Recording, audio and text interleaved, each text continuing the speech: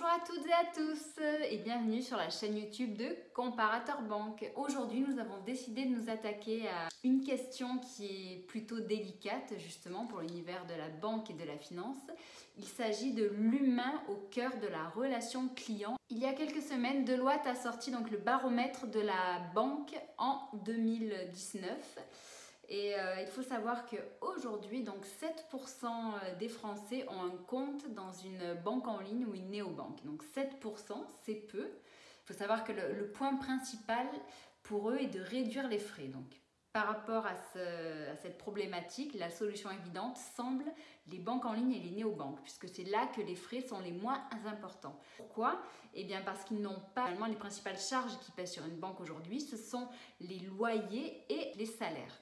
Simple, c'est d'aller dans une néobanque, mais pourtant aujourd'hui seulement 7% des Français y sont. Donc ce qui pose problème aujourd'hui, c'est quoi ? Selon les Français, c'est la peur de perdre la maîtrise de son argent, ce qui est une notion qui est vraiment très très importante. Donc en fait, c'est un manque de confiance dans ces établissements en ligne, ce qui est compréhensible puisqu'un établissement en ligne, le propre de ces établissements est justement d'être virtuel, non matérialisable et sans relation humaine. Qu'en est-il de la relation humaine dans une banque en ligne ? Donc voici pourquoi de nombreuses banques se positionnent sur ce sujet parce qu'en fait, justement pour eux, bien entendu, il n'est en aucun cas raison de se passer du salarié, de l'être humain dans une banque en ligne, mais de mieux gérer l'humain au sein de la société. Que pour pouvoir proposer des tarifs efficaces et compétitif, il faut pouvoir réduire les frais à un endroit. Donc certaines banques choisissent en effet de fermer ou du moins de réorganiser leurs agences physiques. Donc ça c'est le cas de la Société Générale, du Crédit Agricole et de nombreuses autres banques physiques. D'autres banques du coup ont essayé non pas de licencier les salariés, mais de les former à d'autres métiers. Par exemple, cela veut dire qu'il y aura moins de salariés qui seront présents de visu en agence, mais plus de salariés en back-office derrière pour répondre à des demandes qui sont vraiment très très précises et là où on ne peut pas forcément placer justement une intelligence artificielle ou un robot. Donc il s'agit de revaloriser la mission et la place de l'homme dans les banques en ligne aujourd'hui. Concrètement, aujourd'hui, cela veut dire quoi ? Cela veut dire que c'est pour cette raison que ING, par exemple, a sorti il y a de cela quelques semaines une publicité assez déstabilisante d'ailleurs. Elle s'appelle #BonjourTom et en fait elle présente le nouveau salarié qu'est Tom comme étant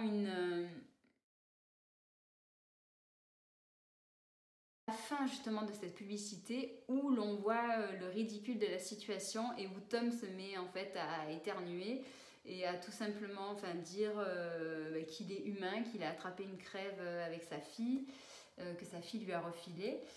Chez ING, l'homme ne remplacera jamais l'intelligence artificielle.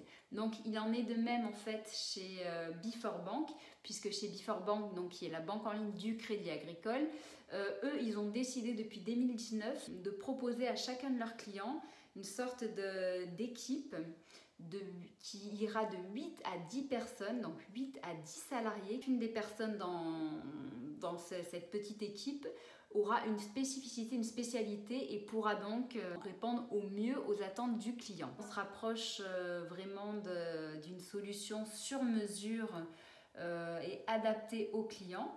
Donc ça c'est chez Before-Bank. Sinon donc dans d'autres solutions chez les néobanques où l'on retrouve justement cette relation avec l'humain qui est très très forte, on la voit par exemple chez Ecobank qui est la néobanque du Crédit Agricole de nouveau. Donc Ecobank qui est une solution hybride puisqu'il faut payer une cotisation mensuelle de 2 € par mois. Ceci dit, avec 2 € par mois, vous avez la flexibilité, l'agilité et vraiment l'efficacité d'une banque en ligne avec en plus l'accès au réseau d'agences physiques du Crédit Agricole. Donc ça, il s'agit vraiment d'une très très bonne solution qui mérite d'être testée et d'être analysée par vos soins si jamais vous cherchez justement la bonne banque en ligne aujourd'hui. Autre solution de compte nickel, une solution hybride également, mais là carrément on sort de l'univers de la banque puisque Nickel s'achète en fait tout simplement chez votre buraliste. Donc c'est avec lui ou avec la borne physique qui est présente chez votre buraliste que vous aurez une relation et vous pourrez justement gérer votre argent liquide. Parce qu'en fait aussi la grosse peur des consommateurs aujourd'hui, c'est de perdre non seulement cette relation physique, mais aussi de perdre la gestion de leur argent liquide, puisque le propre des banques en ligne, de nouveau, c'est pouvoir en effet retirer de l'argent liquide depuis les distributeurs, mais l'impossibilité de pouvoir réinjecter cet argent liquide sur votre compte en ligne. J'espère vous avoir donné des petites pistes à ce sujet. J'espère que cette vidéo vous a intéressé. Sachez que pour chacune des banques que j'ai citées dans la vidéo, j'indiquerai un lien en dessous de la vidéo. Si jamais de votre côté vous souhaitez vous renseigner. Si jamais également donc vous avez des commentaires, vous avez des expériences à nous partager, n'hésitez surtout pas. Je vous souhaite une très très bonne journée. Je vous dis à très bientôt. Au revoir.